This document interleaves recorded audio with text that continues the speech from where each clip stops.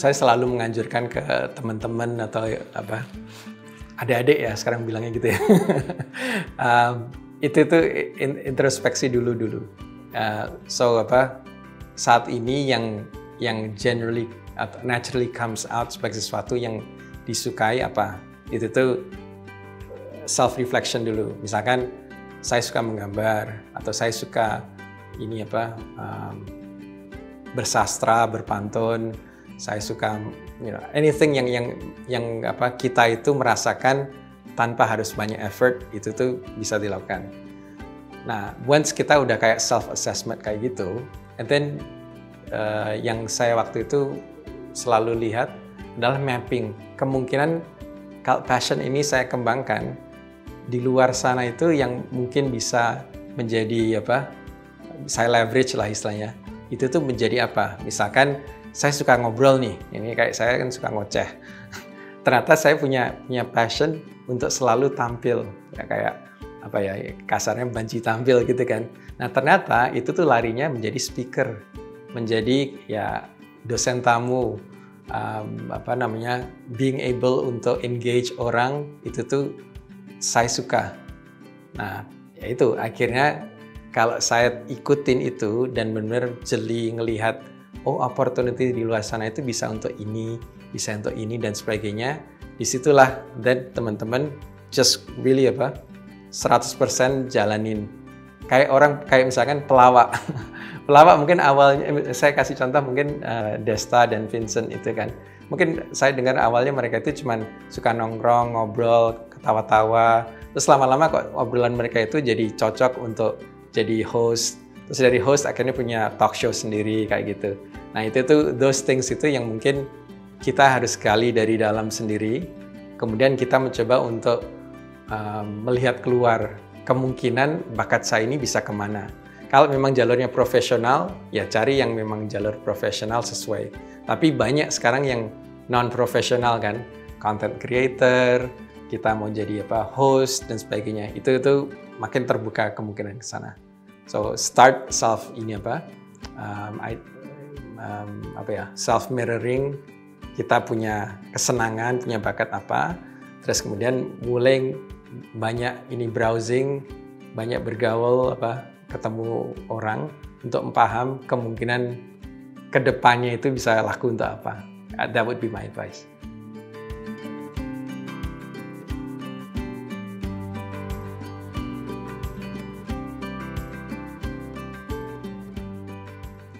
Kalau sekarang memang internet atau digital itu sangat efektif. Kan sering banget dengar cerita orang tadinya iseng di TikTok atau di Instagram kayak gitu saya lupa namanya siapa, tapi kalau nggak salah dia namanya siapa Lame. Jadi dia itu orang Nigeria kalau nggak salah. Dia itu cuman nggak omong, cuman memberikan reaksi mukanya dari konten orang lain. Terus ujung-ujungnya itu menjadi sesuatu yang hit, terkenal kayak gitu. Itu tuh dia gunakan platform TikTok dan Instagram tuh basically hanya untuk mengekspresikan ya reaksi dia itu. So social media dan digital itu I think it's one thing. Tapi kedua itu adalah itu hanya vehicle. Yang utama itu adalah networking. So kita bisa network melalui social media. Tapi kita sekarang udah keluar dari COVID, networking face to face itu that's another thing. Untuk yang profesional, saya bilang networking secara face to face itu akan lebih efektif karena kita akan mengenal gesture, mengenal orang secara langsung. Kan berbeda kalau kita kerja online dengan offline itu ada nuansa-nuansa lain yang berbeda yang mungkin kita akan menangkap dari ketemu langsung. So advice saya itu social media untuk reach, untuk menjangkau banyak. Tapi kalau memang punya waktu untuk network, mending network secara face to face gitu.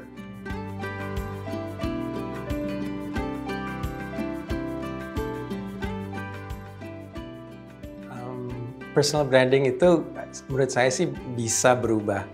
Mungkin kalau dari positioning itu tetap, tapi brandingnya berubah. Ini spontan saya pikir, nggak tahu jawabannya benar atau enggak, tapi kalau kita lihat contohnya Deddy Corbusier, dia dulu terkenal sebagai pesulap atau mentalis. Orang mengenal dia sebagai mentalis. Terus sekarang dia beralih lebih ke jadi talk show host kan. Itu dua pekerjaan yang berbeda, tapi mungkin positioning dia tuh masih sama. Ya, which is dia expert dalam bidang dia. Dulu expert atau dia satu-satunya yang bisa melakukan sulap tertentu. Sekarang dia expert dalam melakukan diskusi dialog selama talk show dia.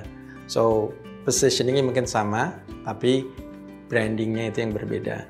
So memang bisa kita bilang kita karirnya berkembang, mungkin harus beradaptasi juga. Dan di situ menurut saya sih wajar-wajar saja kalau orang akhirnya berubah.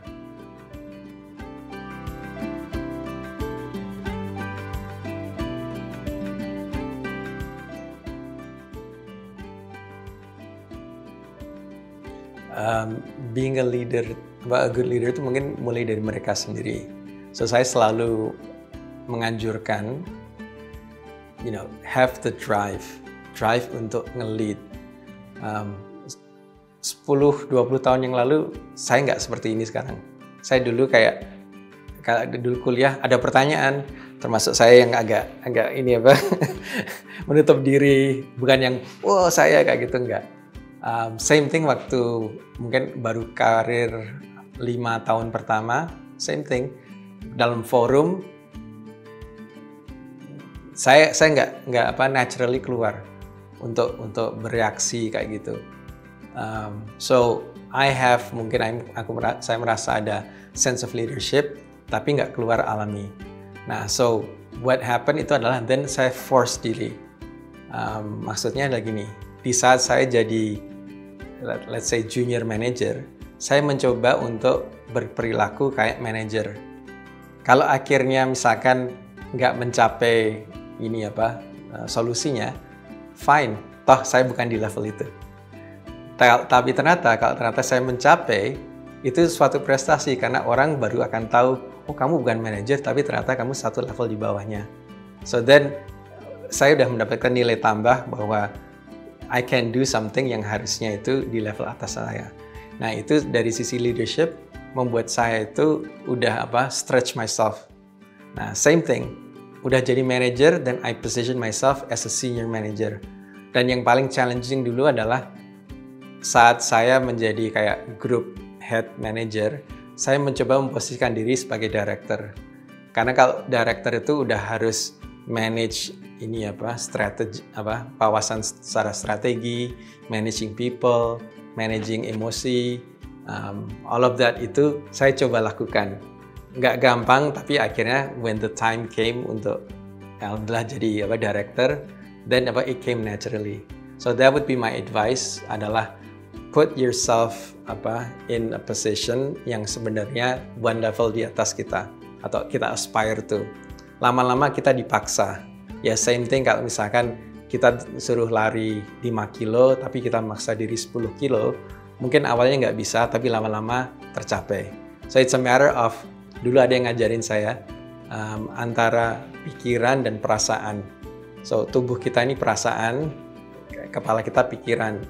Kita punya objektif goal itu pikiran kita, tapi yang membuat kita mau bergerak atau enggak itu perasaan kita. So antara pikiran dan perasaan itu harus disamakan dan making sure kita mau men-stretch diri di sana. Kurang lebih gitu.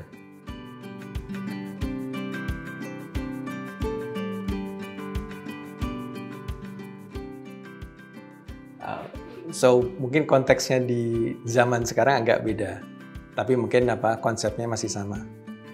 It all starts dengan kita sendiri tahu what we want. Kayak dulu mau masuk kuliah itu, atau waktu anak saya mau masuk kuliah itu saya selalu ngecek dulu yang dia mau apa, baru kemudian kita cari sekolahnya. Karena it starts with passion itu tadi. Nah, the same thing untuk teman-teman yang adik-adik yang udah kuliah dan menyiapkan diri untuk dunia kerja. Start understanding dia saat ini itu lebih suka is one thing, tapi dia actually punya skill apa. Mungkin saya suka olahraga basket, tapi mungkin skill saya belum sampai sana. So then itu longer term bisa dikembangkan. Tapi yang sekarang harus disiapin yang benar-benar saya suka dan saya punya skills atau udah punya experience ke sana. So that's one thing. Terus kedua adalah then look outside, memahami jenis pekerjaan yang sesuai seperti itu apa. So misalkan saya ngasih contoh, saya lebih suka kutak-katik ini angka, entah finance atau statistik atau apa. Learning atau memahami di luar sana itu ada pekerjaan yang mungkin menggunakan itu, it's a starting point. Tapi yang lebih kita harusnya menginspirasi diri adalah look for the company yang kita mau. Karena kadang-kadang company itu secara culture, secara gaya itu akan menarik kita untuk lebih passionate. So saya selalu referensi saya memulai dengan yang global, yang multinasional karena then again I have nothing against lokal, tapi kalau global then that means kita punya network keluar ke negara lain, ke sister company, sehingga kita pun kalau keterima di sana itu bisa kemana-mana gitu. So start with understanding kita itu passion dan proof bahwa kita bisa menjalani passion itu apa. Secondly adalah memahami jenis pekerjaan yang mungkin akan sesuai untuk entry level. And then yang ketiga lebih ke company mana yang kita itu sebenarnya kepingin. Nah di sana then you try to seek, syukur-syukur ada role yang sejenis di company itu. Nanti semuanya nyambung jadi satu. Saya passionate tentang company-nya, saya suka pekerjaan saya, dan ujung-ujungnya, you show your passion pada waktu interview. Ya, dan I think preparing interview is another thing where it needs to be clear kita secara karir mau apa dan kenapa kita mau bekerja untuk company tersebut. So kombinasi itu yang I think they need to prepare sekarang, termasuk menyiapkan resume mulai sekarang. Okay.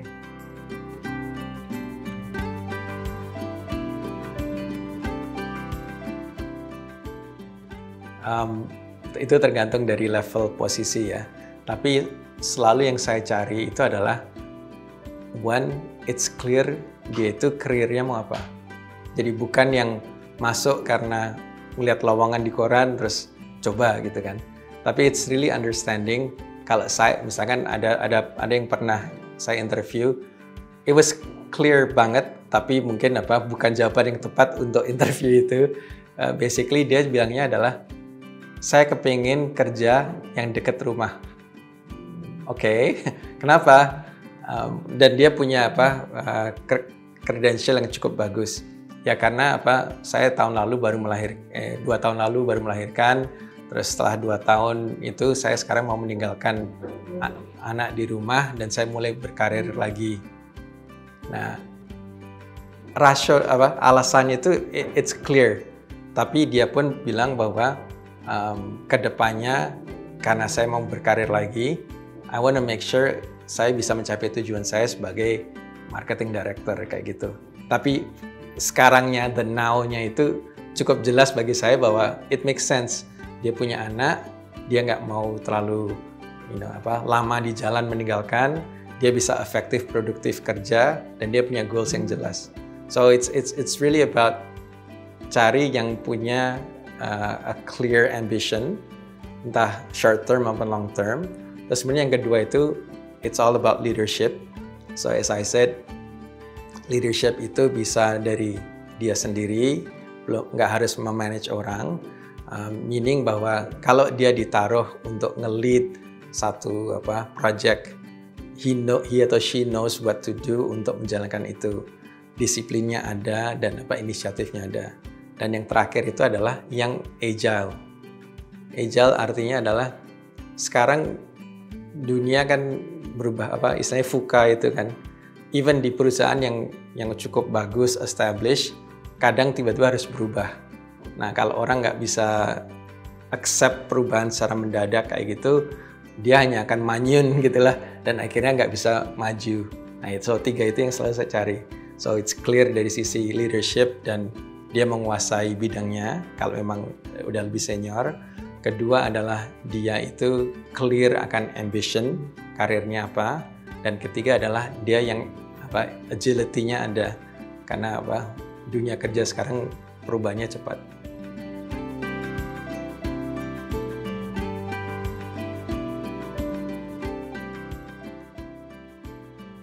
Oke. Mungkin ini karena dari pengalaman saya ya. Kalau dulu orang mungkin bilang the sky is the limit. Ini it goes beyond the sky lagi karena orang udah mendarat di bulan kan. So itu basically adalah ngehayal itu penting. Ngehayal untuk mau jadi apa atau become apa itu it's very important karena now so many avenues atau channels bisa memungkinkan itu. Mau jadi superstar overnight, ada sekarang kita menjadi terkenal melalui social media. That's something. Tapi kalau berkarir, it's also possible karena banyak perusahaan yang sekarang itu memang punya kayak accelerated program untuk career development. So gampangnya adalah kalau memang kita keterima di perusahaan bagus, dan perusahaan itu akan selalu ngeset 2 tahun udah harus promosi atau pindah dan sebagainya. Nah, saya bilang tadi, menghayal itu penting karena hayalan itu sekarang bisa terjadi. Karena fleksibilitas dari company, teknologi, it makes everything much more easier. So, tetap berkreasi, ngehayal, and then be clear tentang hayalan itu bisa mendarat di mana. I think that's my advice.